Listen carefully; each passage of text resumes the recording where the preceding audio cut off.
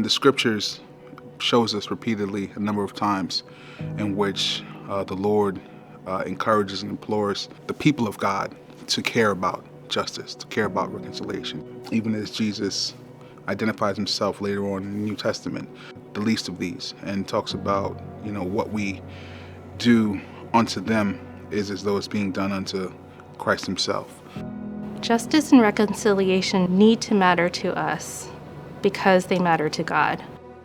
The reason that Jesus came was to save the world and to make things right.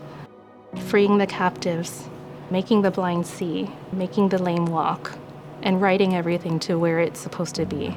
And he calls us into that journey with him. In Jesus' time, I see Jesus standing for women who are oppressed, for poor people, for people that are rejected by society, or for people that are in the margins. And he doesn't come to an easy price. He's rejected and pushed away from his own community.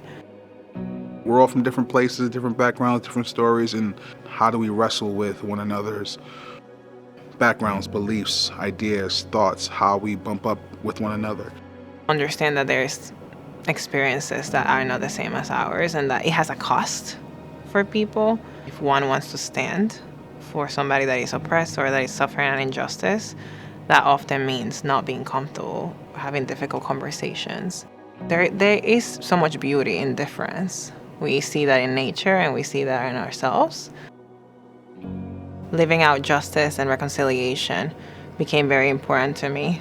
For me, the pursuit of Christianity comes at representing Jesus in that way and imitating his actions.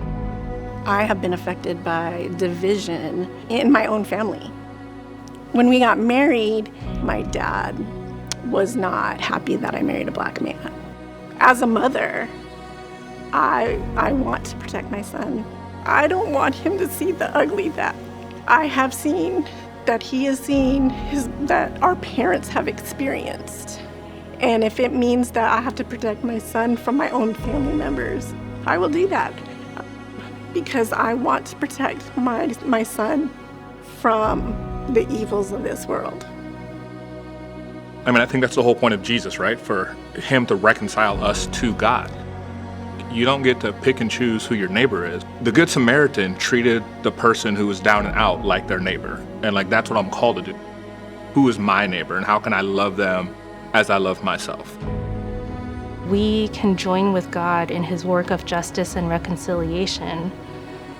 In my journey at New Life, this is where my perspective really changed from a place of I am doing for others who are less fortunate than I am, to a place of I am journeying with others to seek the justice that God is seeking for his children.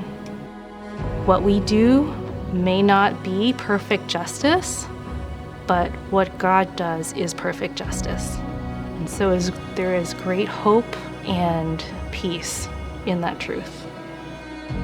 We all have people who have experienced some type of injustice. We have to be able to tell the truth about what people experience, tell the truth about how those experiences have shaped them. It then opens up the door for there to be healing in community. To interact with people that not live their faith perfectly, as Pastor Rich says, but wrestle faithfully. That has started to heal me. I get to be my whole self. And Jesus loves all of me. Being black is how he made me. Jesus loves the entirety of who I am.